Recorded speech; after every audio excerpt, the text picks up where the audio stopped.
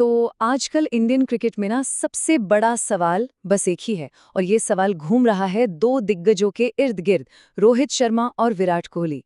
क्या 2027 world cup में ये दोनों खेलते दिखेंगे? चलिए आज इसी पहेली को सुलझाने की कोशिश करते हैं।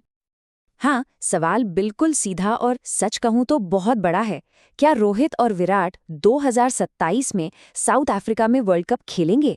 बस इसी एक सवाल ने समझिए पूरे क्रिकेट जगत में एक तूफान सा ला दिया है।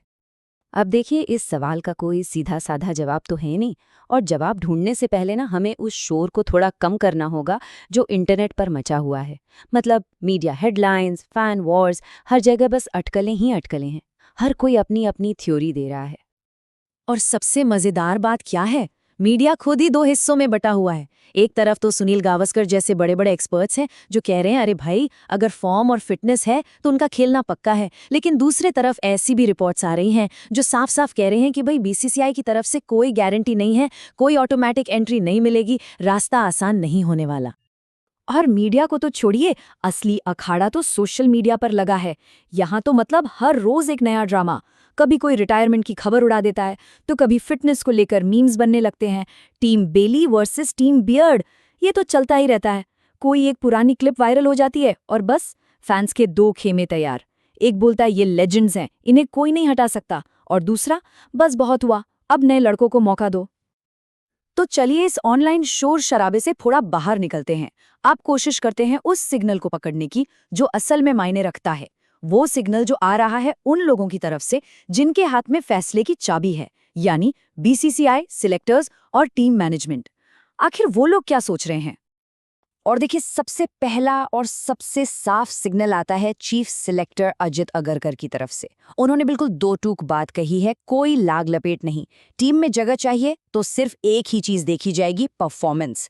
आपका नाम कितना बड़ा है, रुतबा क्या है, इससे फर्क नहीं पड़ता। मैदान पर रन बनाओ, विकेट लो, तो ही बात बनेगी।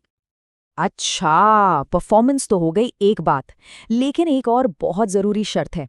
खबरें ये हैं कि बीसीसीआई ने सीनियर प्लेयर्स को साफ कह दिया है, अगर 2027 वर्ल्ड कप के लिए टीम में जगह बनानी है तो डोमेस्टिक क्रिकेट खेलना पड़ेगा, जैसे विजय हजारे ट्रॉफी।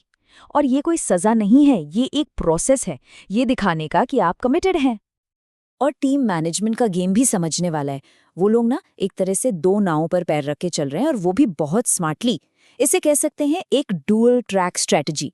एक तरफ तो वो रोहित और विराट के तजुर्बे का पूरा फायदा उठा रहे हैं, उन्हें युवा प्लेयर्स के लिए मेंटोर बना रहे हैं, और साथ ही साथ दूसरी तरफ शुभमन गिल जैसे प्लेयर्स को कैप्टेंसी देकर भविष्य के लिए भी तैयार कर रहे हैं। मतलब प्लान ए और प्लान बी दोनों तैयार हैं। टीम हर सिचुएशन के लिए रेडी रहना चाहती है। अब आते हैं नए हेड कोच गौतम गंभीर पर, और उनसे तो वैसे भी सीधी बात की ही उम्मीद की जाती है ना? उन्होंने भी अपने पत्ते नहीं खोले हैं।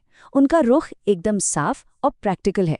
वो कह रहे हैं भाई, वर्ल्ड कप में अभी 3 साल हैं, इतनी जल्दी क्या है? मतलब अभी से किसी का भी नाम फाइनल नहीं है। सिलेक्शन उस वक्त की फॉर्म पर होगा, सिर्फ और सिर्फ फॉर्म पर, पुराने रिकॉर्ड्स पर नहीं। और जाहिर सी बात है, गंभीर ने कुछ कहा और उस पर बहस ना हो, ऐसा कैसे हो सकता है? उनके इस बयान के बाद फैंस में फिर बातें शुरू हो गई। कुछ को लगा कि ये सीधा सीधा सीनियर्स पर तंज है, कुछ ने कहा नहीं ये तो टीम फर्स्ट वाली सोच है, बिल्कुल सही है। कुछ ने इसे बस एक मजाक की तरह लिया, और कुछ को लगा कि ये इशारा है कि अब युवाओं की बारी है। मतलब एक बयान था, लेकिन उसके मतलब 1000 निकाले गए।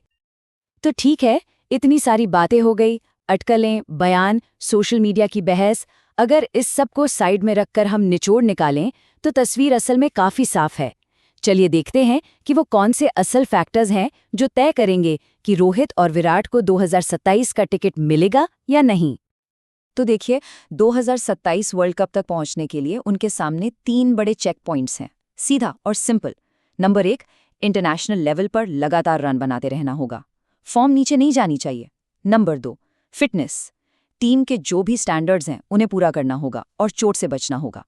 और नंबर 3, डोमेस्टिक क्रिकेट के लिए कमिटमेंट, जब भी बोर्ड कहेगा खेलना पड़ेगा। बस ये 3 शर्तें हैं, इन्हें पूरा करना ही होगा। तो यहाँ से 2 ही रास्ते निकलते हैं, 2 ही सिनारियो बनते हैं।